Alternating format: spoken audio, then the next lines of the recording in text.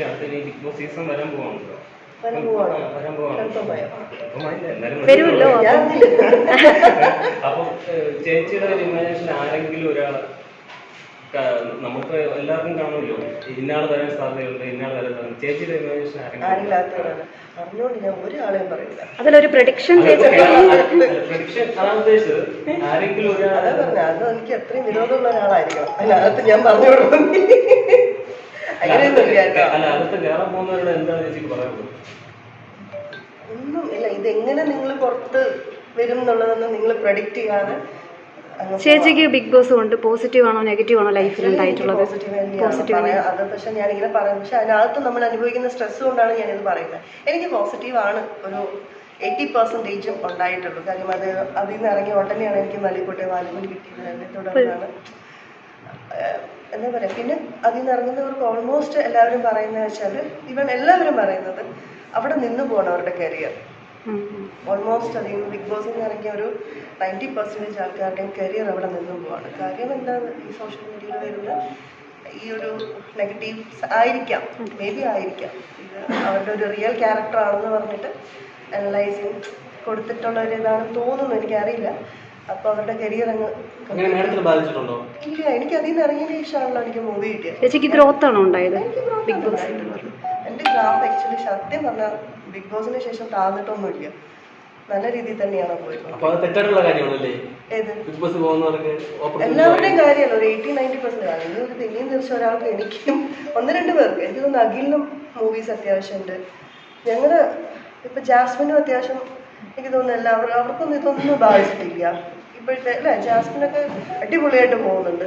പിന്നെ ആർക്കൊക്കെയോ ഇത് ബാധിച്ചിട്ടുണ്ട്. കൂടുതൽ ഇൻഫ്ലുവൻസേഴ്സ് എനിക്ക് തോന്നുന്നില്ല അതേ ബാധിക്കുന്നുണ്ട്. അവർക്ക് ഭയങ്കര ഹൈപ്പ് തന്നെയാണ്. ചേച്ചി ജാസ്മിന് പേഴ്സണലി സപ്പോർട്ടാണോ? ജാസ്മിന്റെ അവിടുത്തെ ഒരു ഗെയിം പേഴ്സണലി എനിക്ക് മീൻസ് സംസാരിച്ചിട്ടൊക്കെ ഉണ്ട് ബിഗ് ബോസിന് ശേഷം. നല്ല കുട്ടിയാണ്, എനിക്കറിയാം. എന്താ പറയുക, ഈ പറഞ്ഞ പോലെ പെട്ടെന്ന് ദേഷ്യം വരും, എന്നെ പോലെ എന്തെങ്കിലുമൊക്കെ പറയും. അതായത് ഒരു റിലേഷനിൽ ഇരിക്കുമ്പോൾ തന്നെ അവിടെ ചെന്നിട്ട് മറ്റൊരാളായിട്ട് ചോയ്സസ് അല്ലേ, എന്ത് ചെയ്യണം ഇപ്പം നമ്മൾ അനലൈസ് ചെയ്യാനല്ല, നമ്മൾ ക്രിട്ടിസൈസ് ചെയ്യാൻ നമ്മൾ ആളല്ല. അവരുടെ ഓരോരുത്തരുടെ പേഴ്സണൽ ചോയ്സസ്, അവർക്കറിയാം അവരുടെ കരിയർ എന്ത് ചെയ്യണം, അവരുടെ ലൈഫ് എങ്ങനെ ചെയ്യണം, സ്വന്തം ഇഷ്ടമാണ്. ഞാൻ എന്ത് ചെയ്യണം എന്നുള്ളത് എൻ്റെ ഇഷ്ടമാണ്. അതിപ്പോൾ ആരെങ്കിലും പറയുന്നത് കേട്ടിട്ട് ഓ അല്ല അവർ പറയുന്നു പറഞ്ഞിട്ട് ഞാനത് മാറ്റേണ്ട കാര്യമില്ല.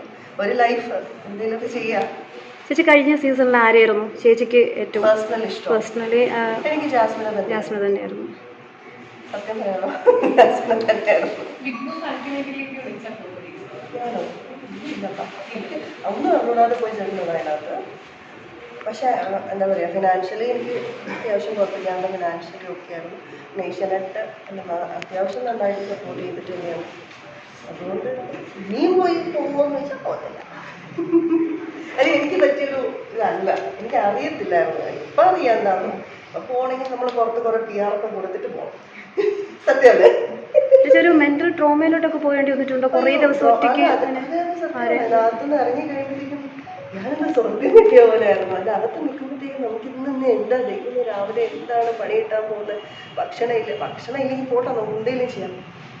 ബാത്റൂം അടച്ചിടുക, വെള്ളം തരാതിരിക്കുക, ഉറക്കില്ല. പേഴ്സണലി ഇങ്ങനെ ഒരു ഷോയെ സപ്പോർട്ട് ചെയ്യുന്നുണ്ടോ? അതായത് വേറൊരു എക്സ്പീരിയൻസ് ആണ്.